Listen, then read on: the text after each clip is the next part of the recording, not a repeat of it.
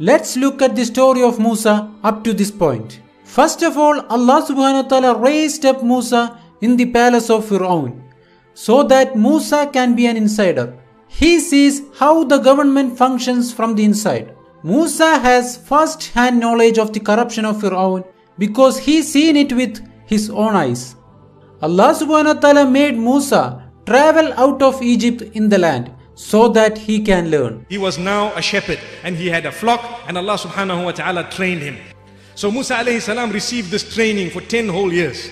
He got married, mashallah, he was very happy. He took his wife and now he wanted to go. Something within him told him, I need to go back home to see my folks and so on. And this was the opening of a whole new chapter in the life of Musa alayhi salam. Allah was preparing him for the most difficult job of all. The most difficult job of all is the job of the Anbiya. The particular work of Sayyidina Musa was going to be one of the most challenging work that any Nabi has faced. Because who is Musa going to be dealing with? Allah is sending him to the man who claimed to be God. Allah subhanahu wa ta'ala is sending Sayyidina Musa to face the oldest monarchy living on the face of the earth. And that is the family of Fir'aun. This family who believed that divine blood is running through their veins. They believe that they are the seeds of God, that they are the children of God. This family that rule over an empire of the rich Nile River, they have been ruling for centuries and centuries and nobody dares to stand against them. Allah subhanahu wa ta'ala is gonna send one man against this strong, powerful family headed by Fir'aun. Until now, up to this point, Musa is not a prophet yet. He is not a messenger. But until now, Musa has no idea what Allah subhanahu wa ta'ala is hiding for him in the future. Bismillah, alhamdulillah, wassalatu wassalamu ala rasulillah sallallahu alayhi wa ala alihi wa sahbihi wa man wala, amma ba'd. Brothers and sisters in Islam, Assalamu alaikum wa rahmatullahi wa barakatuh. Musa has been away from his mother, his family, his country for 10 years. He feels homesick. He misses his family. He wants to go back and visit his mother.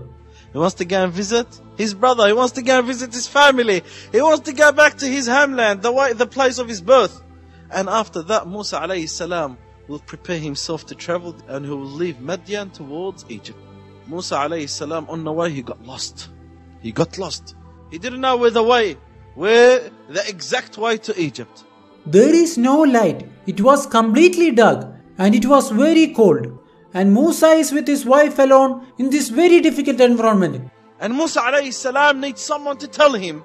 So he's looking for anyone. Musa saw what appeared to be fire far away. When he'd seen the light on one side of the Mount Tur, he paused immediately and told his family, do you see this light I have seen? Let me go to it, you wait here. I will come back to you at least with a little piece of it on this cold night. We might have a little bit of warmth and we will come maybe with a log, something that is lit up.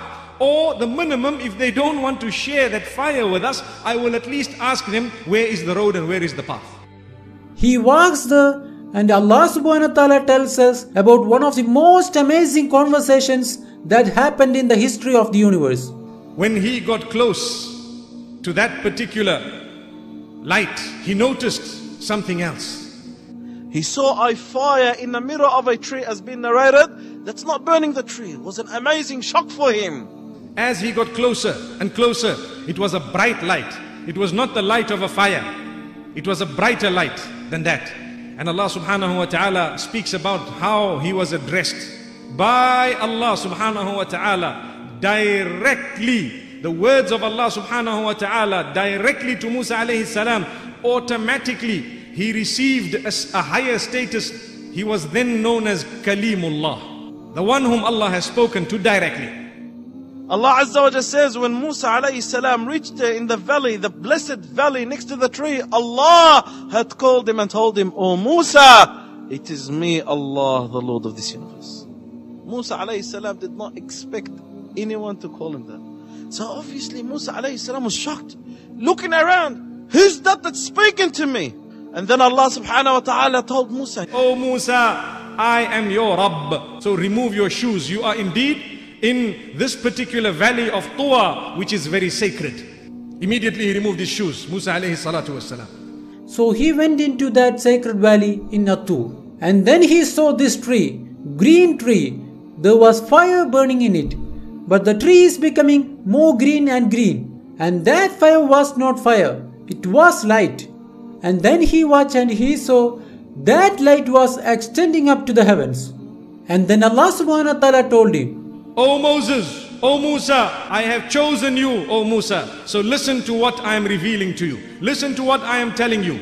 Indeed, I am Allah. There is none worthy of worship besides me alone. So worship me alone and establish your prayer. Establish your salah. Indeed, the hour is a reality that is coming.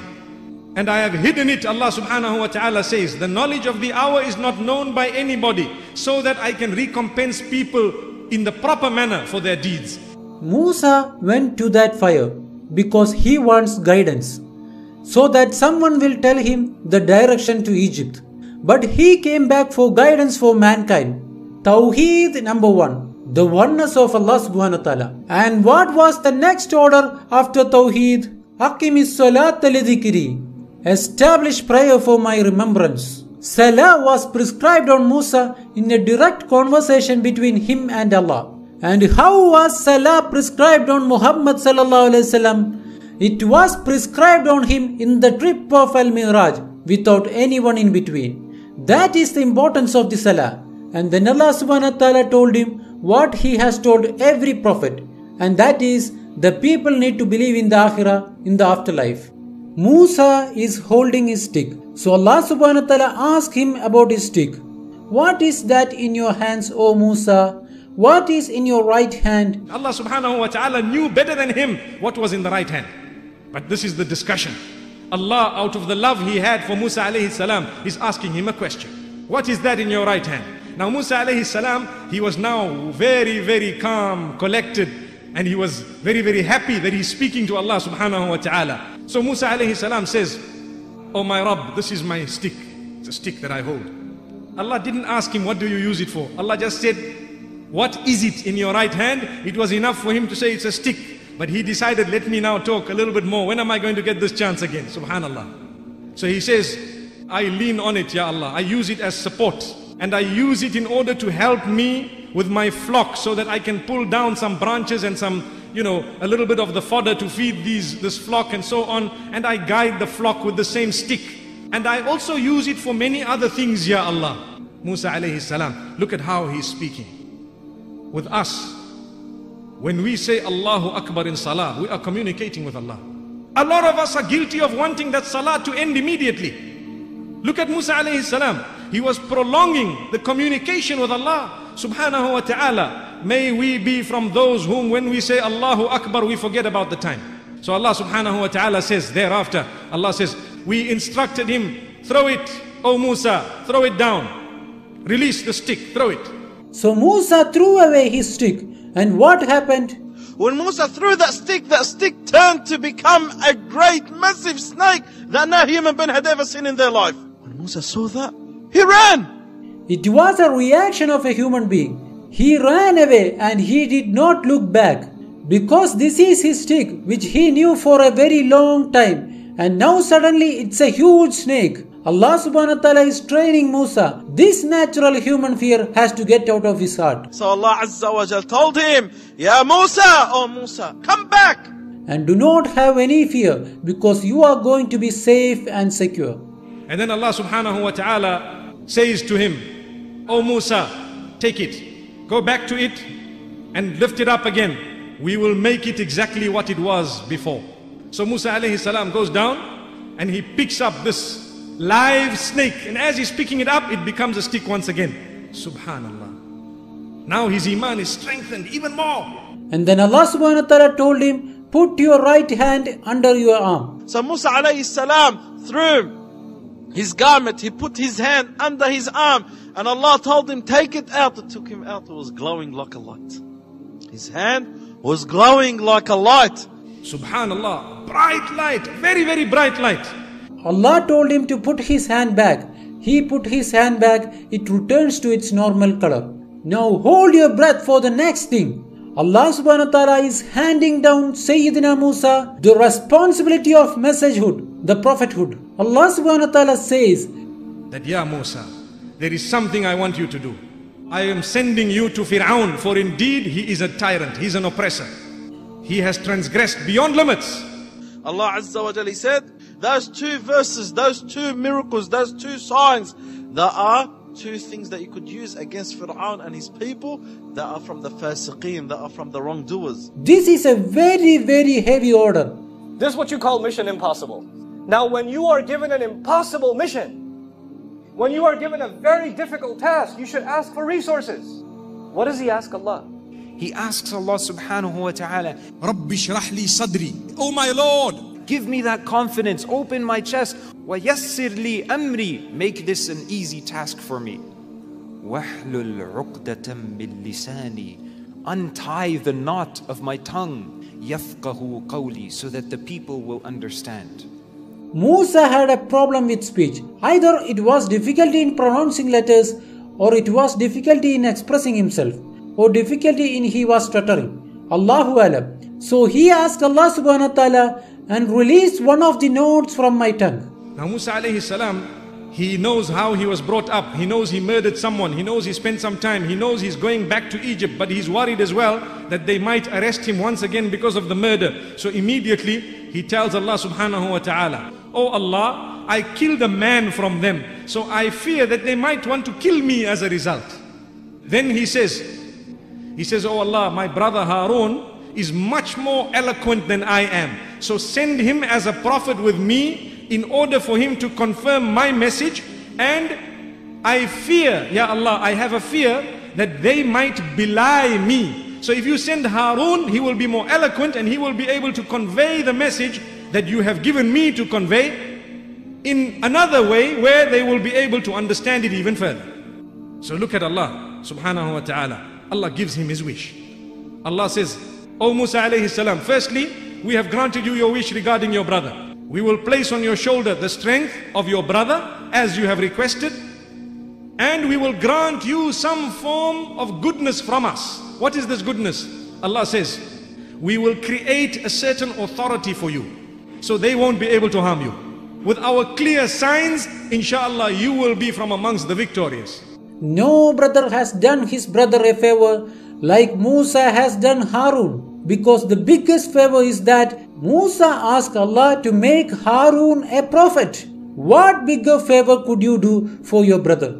And Allah subhanahu wa ta'ala gave him an advice. Allah subhanahu wa ta'ala says, Go both of you to Pharaoh, verily he has transgressed. And what is the advice? Allah subhanahu wa ta'ala said, Speak to him with soft and kind words, very, very politely, so that he can actually think, he can remember, he can be reminded, and he can be fearful. So Allah subhanahu wa ta'ala is telling Musa the manners of dawah. It has to be done in a soft manner. It has to be done in a mild way. That is how the dawah should be done. Today when we go out to talk to people who have engaged in sin, sometimes the type of language we use is so bad. We need to think for a moment. Is there anyone on the globe today that we can say is worse than Fir'aun? The answer is no. And is there anyone from amongst us who can claim to be better than the Prophet Moses, may peace be upon him? The answer is no.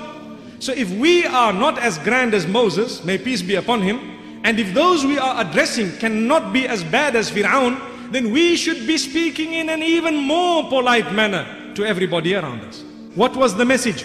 Go to him and tell him, release Banu Israel. You have enslaved the children of Jacob, Banu Israel. We want you to release these people and stop oppressing them. Now Musa alayhi salam and Harun will go to Fir'aun. When they arrived to the gate and the palace of Fir'aun, the gatekeeper refused entry for them. Who are you to come and see the Pharaoh? Who are you? So Musa alayhi salam said, go to the Pharaoh and say, we are messengers. So this gatekeeper went to Fir'aun and told him, there are messengers out there asking and waiting to enter the palace to come and speak to you. So they thought those two are messengers on the behalf of some king or some emperor. but they were the messengers on the behalf of the greatest one, Allah subhanahu wa ta'ala. And then they'll walk in and they stand before Fir'aun. And Fir'aun, he's the one that raised Musa alayhi salam. He knew that was Musa standing before him. And then the conversation and dialogue starts between him and Fir'aun, in which Musa alayhi salam will start and say that I am the messenger of Allah, coming to guide you to worship no one but Allah, to take you away from the worship of the creation to worship the great Allah subhanahu wa ta'ala, the Lord of the East and the West. Fir'aun, la'natullah alayhi, with his pride, he says, there is no Lord except me. Fir'aun immediately started reminding Musa with his previous crime, and he also started reminding Musa with his favors on him. I am the one who raised you up. I am the one who fed you. I am the one who took care of you. And this is what you end up doing to me.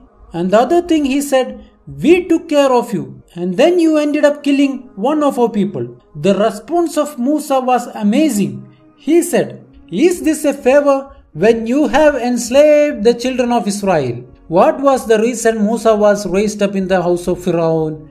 It is because of the oppression of Fir'aun to Bani Israel.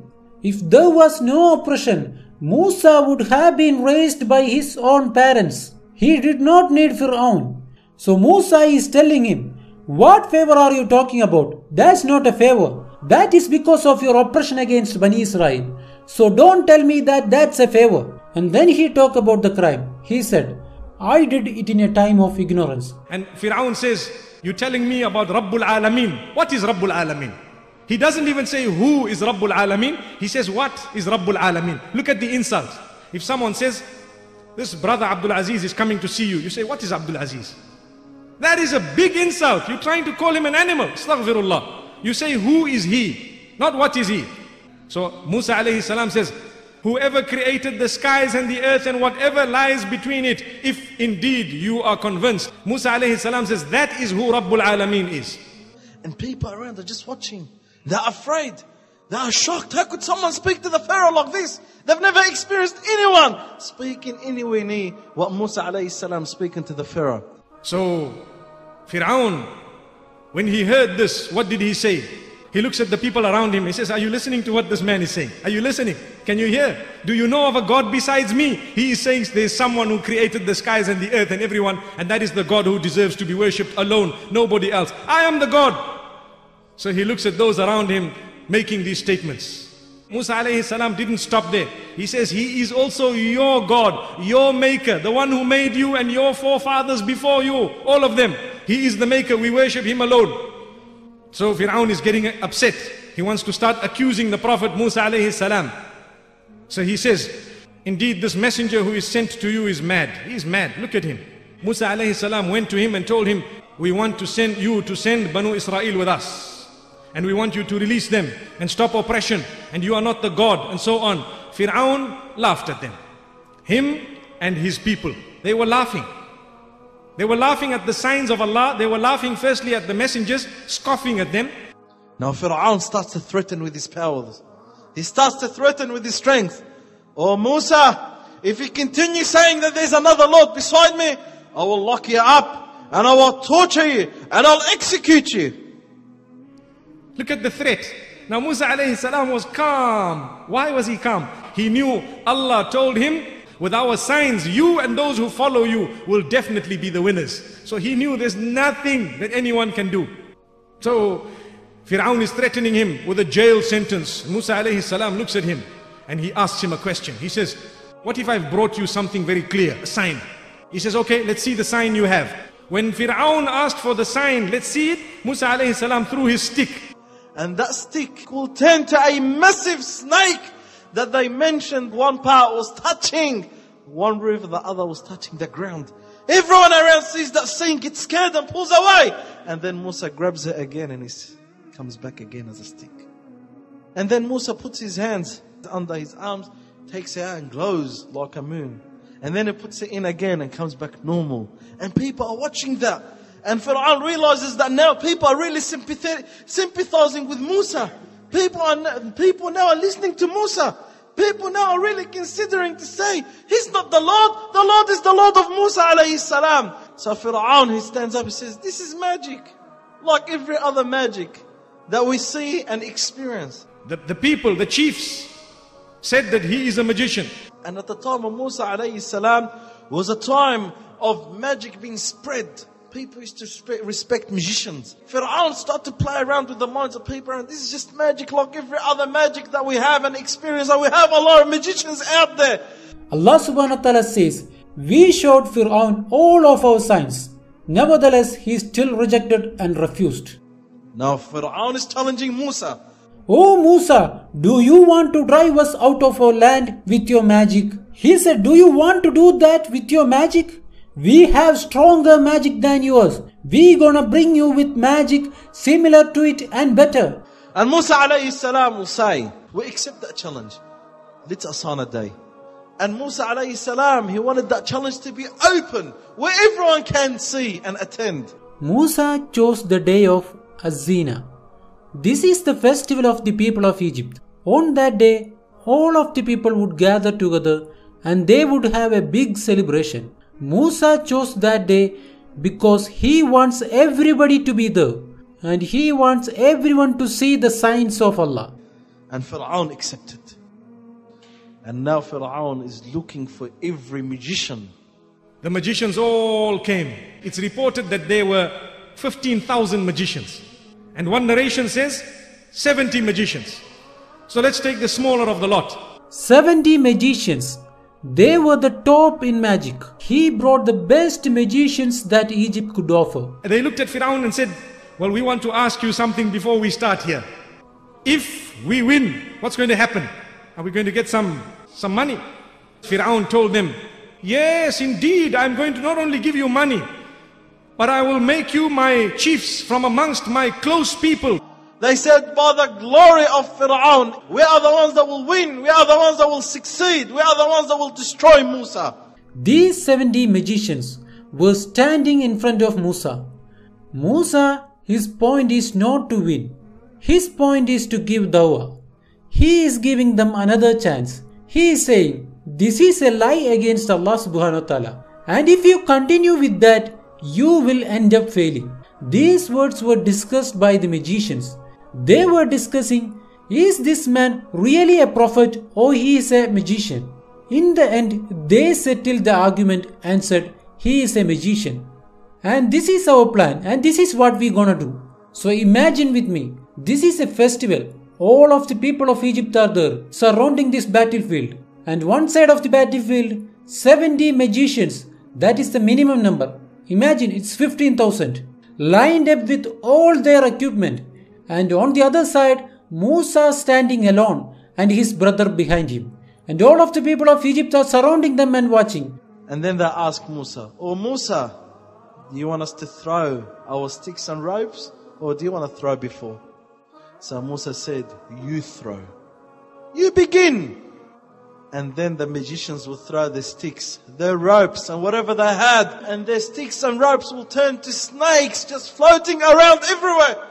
Everyone got scared, including Musa alayhi salam. He got scared when he saw that scene. Allah says, they had created a huge magic, Allah says. And the eyes of the people were now deceived.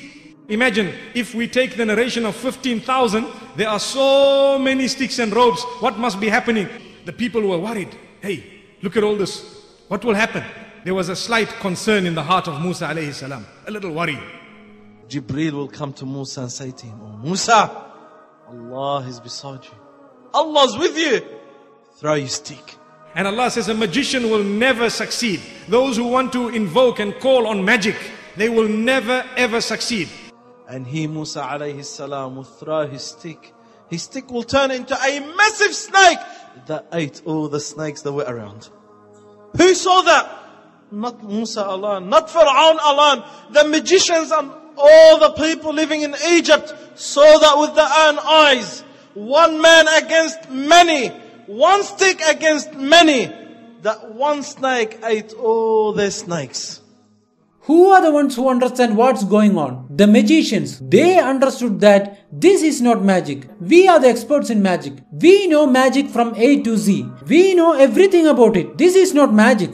So there are the magicians the other ones who deal with magic. They saw Musa, he's not a man of magic. They saw that stick and what that stick turned to, that's not magic. So they were the first people to prostrate to the Lord of Musa, and they said, we believe in the Lord of Musa and Harun. Now Fir'aun is watching, everybody's watching, they're looking at Fir'aun. How are you going to react? Fir'aun says to magicians, you believed in him before I gave you permission? Look at how much control Fir'aun had over people. He even wants them to take permission from him when they want to become Muslim. He then accused them. No, you have worshipped that God because this man is actually your senior who taught you all this magic. You're just making a fool of me here. This is just a plan and a plot that all of you have made in order to get Banu Israel out.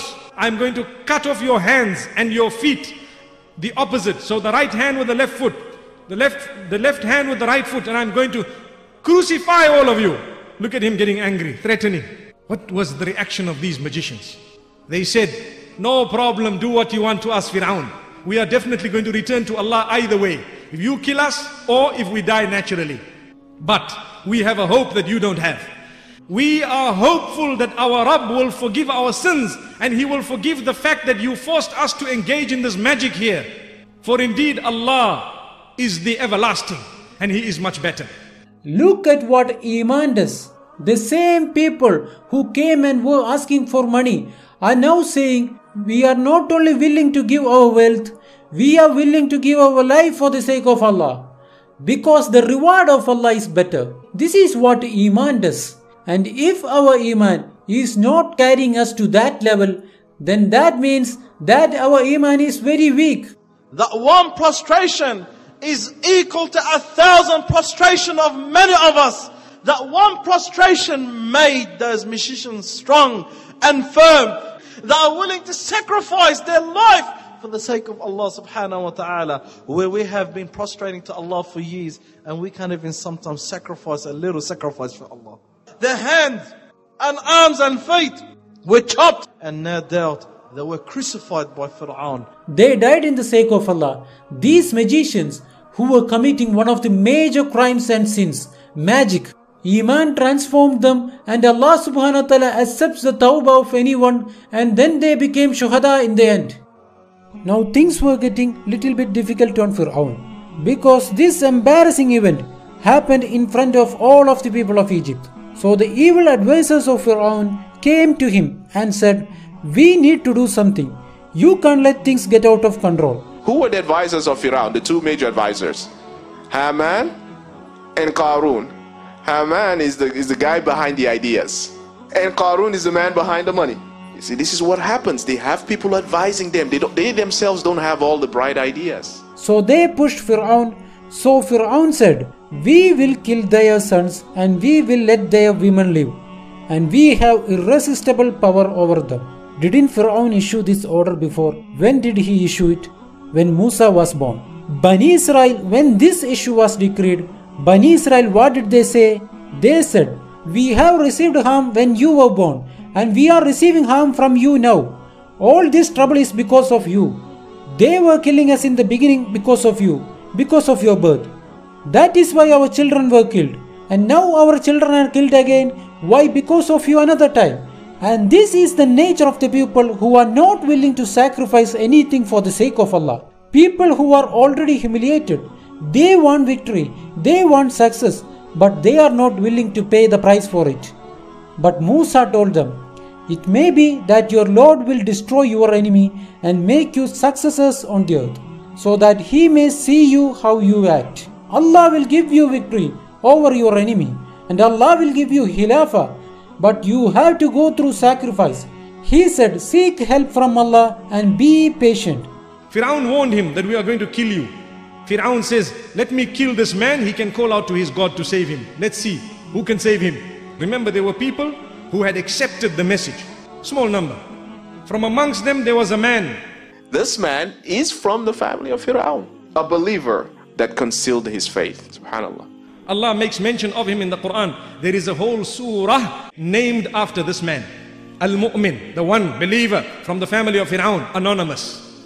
They knew who he was, but his Iman, they did not know he believed, but he was just now arguing with them or trying to reason with them. Do you want to kill a man who is claiming that his God is Allah, the maker, the creator? You want to kill him?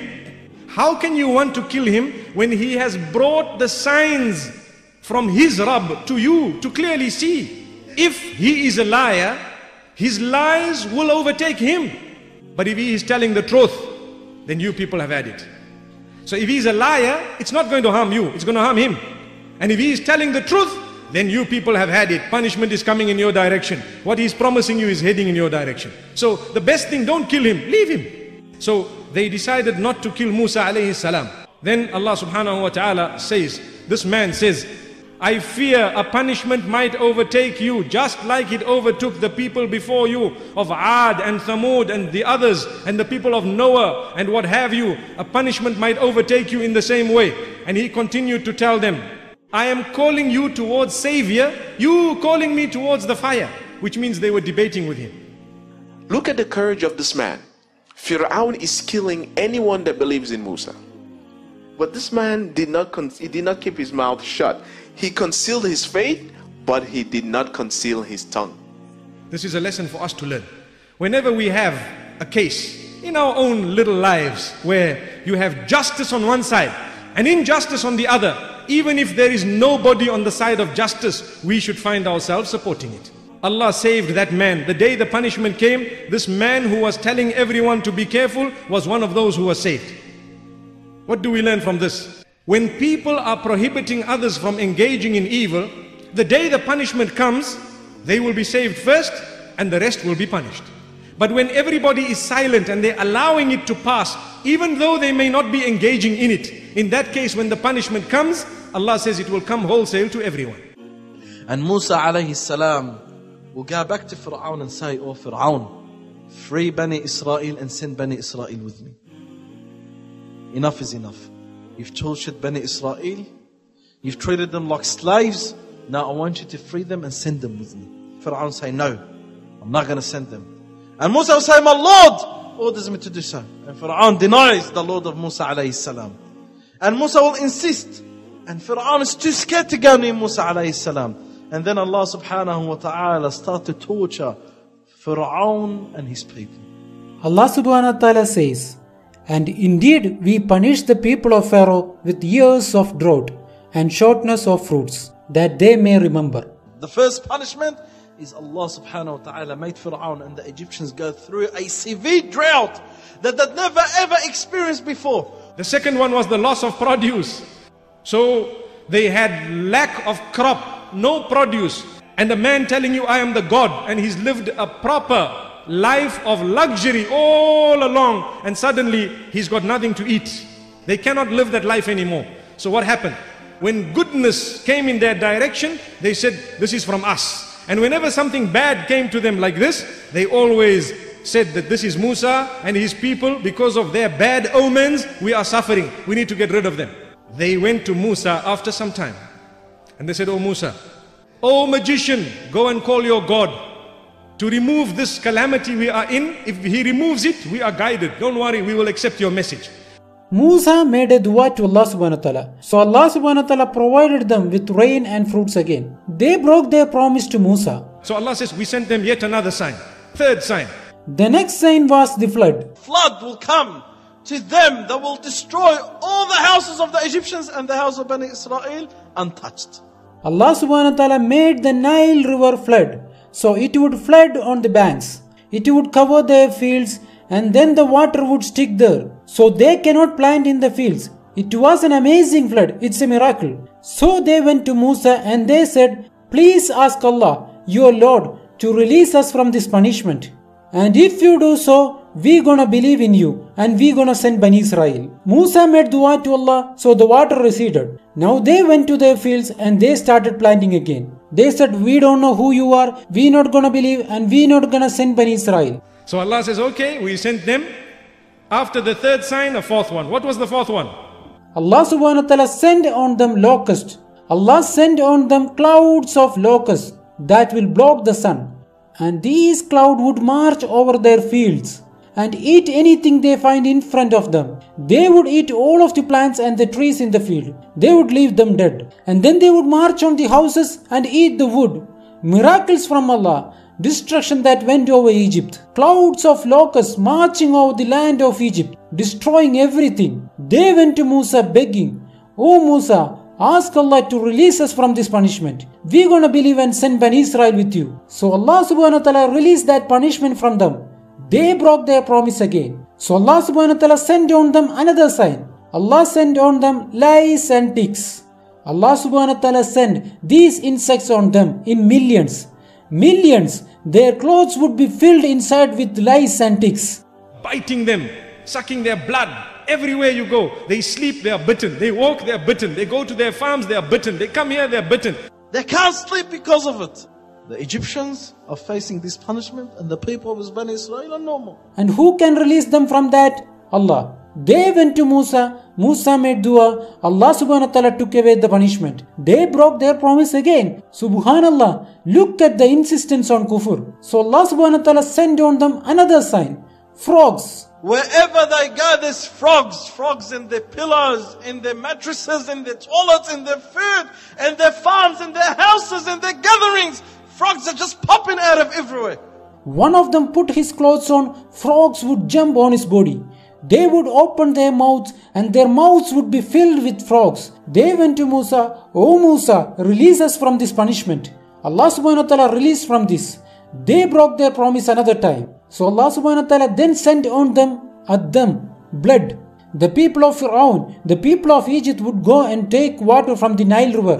By the time they reach home, it is thick blood. They would take water out of their wells. By the time they want to drink it, it is thick blood. Bani Israel will take the water from the Nile river and they would drink it, it is water.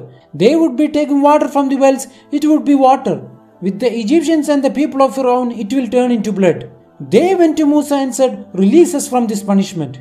Allah subhanahu wa ta'ala released them from this punishment. But that was the last sign that they would receive. Allah subhanahu wa ta'ala says, every time we sent them a sign, it was bigger than the previous one. Which means the first sign was a little bit less. The second one came, it was worse. The third one came even worse. Allah says, then we sent them so many signs. They were too arrogant to accept the truth. They were criminals. Allah says about these people, if they see every sign, they will not believe. Allah subhanahu wa ta'ala gave them enough chances and they committed their kufr with insistence and they have seen all of their signs and they were still on the kufr of Allah subhanahu wa ta'ala. Fir'aun after that said, and Pharaoh proclaimed among the people, saying, "O my people, is not mine the dominion of Egypt, and these rivers flowing underneath me? See you not? Am I not better than this man who is degraded, who is weak?" He is saying this about Musa. Musa is not even able to speak. He is making fun of the speech of Musa. Because we said Musa had a problem with speaking. And then look at the standards of Fir'aun. Fir'aun is saying that he is degraded. He is low class. Why? Fir'aun says, "Why then are not golden bracelets bestowed on him or angels sent along with him?" How come Musa does not have any gold bracelets? Look at the standard of thinking of Fir'aun. How come he doesn't have any gold? Why is he poor? Why doesn't he have angels with him? Why does he need to seek assistance from the weak slaves of Bani Israel? That is the way they think. Allah subhanahu wa ta'ala says, thus he, Fir'aun, befooled and misled his people, and they obeyed him. Now Allah subhanahu wa ta'ala says, Musa alayhi salam and his people, they were suffering a lot at the hands of Fir'aun. He was oppressing them in so many different ways. Musa alayhi salam tells his people, "O my people, if you firmly believe in Allah, now is the time to lay your full trust in Allah." So what did they say? They responded at that point. They had seen what had happened all along. They said, "We have now laid our trust in Allah. Allah is the best disposer of affairs." And then they said, "And save us by your mercy from the disbelieving folks." Musa received wahi from Allah. Allah is telling him, mark the houses of Bani Israel. Musa and Bani Israel, they knew the houses each other, whether it is with a certain mark or a flag. This is one order. The second order that Musa received in this revelation is, make sure that you fulfill your prayers even in your homes, which means do not leave your home as though it is a grave. So Allah subhanahu wa ta'ala is telling Bani Israel, you need to prepare yourselves and you need to make a lot of sujood and you need to turn your houses into the places of ibadah and you need to establish salah and then in the end and give the believers the glad tidings. The victory is soon. Musa alayhi salam to this point had not made a dua against Fir'aun yet. All his du'as were, Ya Allah, these people are now suffering, take it away from them. Allah took it away. So it was actually a mercy. Musa made his dua against Fir'aun, but he did not do it until he exhausted all means possible. Musa tried everything possible, soft words, presenting him with 9 ayahs, one after the other. Nothing worked with Fir'aun. In the end, when Musa used all possible means, then Musa made a dua against Fir'aun. And what did he say? Oh Allah, you have given Fir'aun and all his people lots of beauty and lots of goodness in this world. Ya Allah, you have given them wealth, so much in this world. And then what did he say? This wealth which is in the hands of Fir'aun is not used for your sake, but it is used against your religion. This wealth which they have, which they are using against Islam and against your religion, O Allah, destroy it and harden their hearts so that they will not believe until they see the painful torment. Allah says, the dua of both of you is accepted. Now you just be steadfast. Remain steadfast. Never ever follow the path of those who don't know. The two of you. Who are the two? Musa and Harun. May peace be upon them. So the dua was made by Musa alayhi salam. It is reported Harun alayhi salam was standing next to him saying, Ameen. Ameen. And we inspired to Musa saying, take away my slaves by night. Verily you will be pursued. Now you understand why the houses were marked. Because the order of Allah subhanahu wa ta'ala to Bani Israel to leave will be sudden. So Musa needs to know where the homes of Bani Israel are located, so that they will immediately leave when the order of Allah comes. So when the order of Allah subhanahu wa ta'ala was revealed for Musa to leave with the children of Israel, they have to have a plan which is already prepared. So they could leave suddenly without Fir'aun knowing. And during the night, Musa alayhi salam will prepare Bani Israel. He sends the word around to Bani Israel, let every member from Bani Israel to be prepared, that during the night when everyone else is asleep, they get together and they leave the city of Egypt going towards Jerusalem. So they all went. How many were there? There were 600,000, more than 500,000. Fir'aun alone, he had an army that exceeds 1.5 million soldiers. And this is a great army that in history you've never heard of such number in one army. And as they're gone, Fir'aun gets the news. So Fir'aun says, what? They are going there, we are going to follow them. But Allah had already told Musa alayhi salam, you are going to be followed. Fir'aun was gathering all of his army. Notice, Fir'aun was gathering not half of it, not 75%. He was gathering all of his army. Allah subhanahu wa ta'ala wanted Fir'aun to gather all of his army so that they can all be expelled. So Fir'aun is coming, but he was too lazy to go by night. You see, he had all different mode of transport, much quicker and faster than these people who were busy walking. So Musa alayhi salam is walking with them. Fir'aun and them, they left early morning. They didn't want to travel by night. Musa and Bani Israel were traveling east. Fir'aun and his army were following them. Musa and Bani Israel, they reached to the Red Sea. Where Musa alayhi salam is standing, trying to figure out which way possible for them to go from one side of the sea to the other side, so they could go to the land that Allah had promised. Musa alayhi salam is there trying to figure this out. What does the news come to them? That Fir'aun and his army are coming. And Fir'aun and his army, an army that exceeds 1.5 million soldiers, my brothers and sisters. And from a distance, the people of Musa who were right at the end, they saw these people of Fir'aun coming in. And now Bani Israel are looking to their back. And they see that Fir'aun is coming closer and closer. And they look to the front and they find the Red Sea. What was the reaction of Bani Israel? And when the two hosts saw each other, the people of Musa said, we are surely going to be overtaken. The sea is in front of us, Fir'aun is behind us, we are dead. And it is said that the mountains on the side, there is no way we can go. It is said that Musa was towards the end. So Musa and Harun and Yusha bin Nun, they made it all the way to the front to the sea. And they stood there. Bani Israel are looking at Fir'aun. He is coming closer and closer. And they are putting pressure on Musa. What are you doing? They are going to overtake us. They are going to kill us. What's going on here? What's happening? Musa, you're supposed to save us, not put us in a worse torture. You were supposed to take away the problems from us, not increase the problems over us.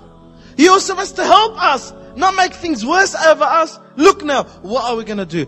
The sea is in front of us. Fir'aun is towards our back. Mountains on the side. Musa does not believe all of this. He said, no. Absolutely no. Allah will guide me. Don't worry, Allah Azza wa Jalla will guide me. Allah subhanahu wa ta'ala will guide us. Allah subhanahu wa ta'ala will save us. He does not believe what he sees. He does not believe what he hears. But he believes the unseen, which he can neither hear nor see. I believe in Allah that He will guide me. Allah has promised me. I believe in the promise of Allah. Fir'aun is closing in and he is getting closer and closer, and they can start seeing the individual soldiers of the army of Fir'aun right towards their back, and they are putting pressure. Bani Israel are putting pressure on Musa and they are telling him, what are you doing? And imagine the situation of the leadership in that situation. He is telling them, Allah has promised me that He will guide us. And they see Fir'aun is catching up on them. And he is still telling them, no, I believe in Allah. I don't believe what you are saying. I don't believe that Fir'aun will be able to overtake us. Test from Allah subhanahu wa ta'ala. In that difficult moment, that is when the victory of Allah descends. When things become very difficult and people starts failing, like what happened with Bani Israel, they failed in this test. It is a test for the believers, and the ones who were able to pass it are Musa and Harun and Yusha bin Nun, and some of the other elders and the leaders of Bani Israel. Allah subhanahu wa ta'ala said, and then we revealed to Musa, hit the sea with your stick. Musa hit the sea with the stick. Allah subhanahu wa ta'ala says, the sea split up, and every portion was like a huge mountain. Musa, in front of his eyes, is seeing this water spin up and break into two pieces and then stand up like two huge mountains in front of his eyes and in front of the eyes of Bani Israel. They are seeing another ayah in front of their eyes. The basin of the sea is wet. How can they walk on it? Allah subhanahu wa ta'ala made it dry. Musa stood and he made all of Bani Israel pass through, and then he was the last one to go. When they reached to the other side, Musa, he hit the sea with his stick because he wanted to close it. What divided the sea? The stick. But is it really the stick that divided the sea? It is not the stick that divided the sea. It is the will of Allah subhanahu wa ta'ala that divided the sea. So why did Musa have to use the stick? Allah subhanahu wa ta'ala will not give you victory until you do your part. The victory of Allah will not come until you do your part. Now, Fir'aun and his people are wondering what's happening here. But as they got closer, these people were already far inside. They were already starting to come out on the other side. Fir'aun, he looks, he sees, he says, you see, this road, it happened for me. Wallahi, it did happen for him. But in order to destroy him, not in order to assist him. Why did Musa want to close the sea? To prevent Fir'aun from coming. He is planning. Allah told Musa, leave the sea alone. Why? Because they are going to drown. After all of the Bani Israel passed and Musa passed, Fir'aun and his army, they went through the basin. When all of it was on the basin of the sea, all of them from Fir'aun to the last soldier, then Allah subhanahu wa ta'ala told the water to return to its normal state of water again. And it closed on Fir'aun and his army.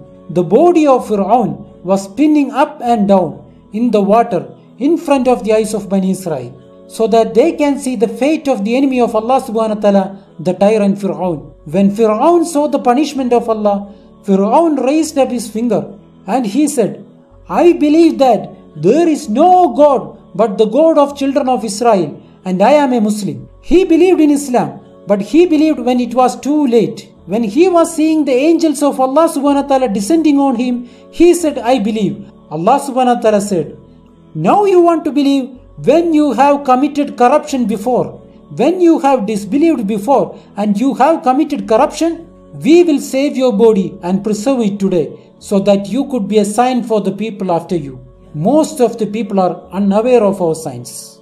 Jibreel alayhi salam came to Muhammad sallallahu alayhi wasallam and said, if you have just seen me when Fir'aun was drowning and I was stuffing his mouth with mud so that the mercy of Allah would not come on him. Not only Musa hated Fir'aun, even Jibreel. Jibreel said that he was stuffing dirt in the mouth of Fir'aun when he saw that he wants to say La ilaha illallah. The body of Fir'aun is being carried from one place to another around the world, not to show you the glory of the Fir'aunic civilization, not for you to put him in a museum and you go and visit to see the magnificent heritage of Fir'aun, not to go and take pictures of the body of Fir'aun to show how great that civilization was. Fir'aun, who was the worst, whom Allah subhanahu wa ta'ala kept his body so that it would be a sign for us. The people are treating his body and his existence the exact opposite way of how it was intended. And that's why Allah subhanahu wa ta'ala closes this ayah with, but most of the people are unaware of our signs. It is important as we continue, we make mention of one very, very important female who was praised by Allah subhanahu wa ta'ala although she lived in the midst of tyranny. Who was this? The wife of Fir'aun. وصلى الله وسلم وبارك على نبينا محمد سبحان الله بحمده سبحانك اللهم وبحمدك نشهد أن لا إله إلا أنت نستغفرك ونتوب إليك.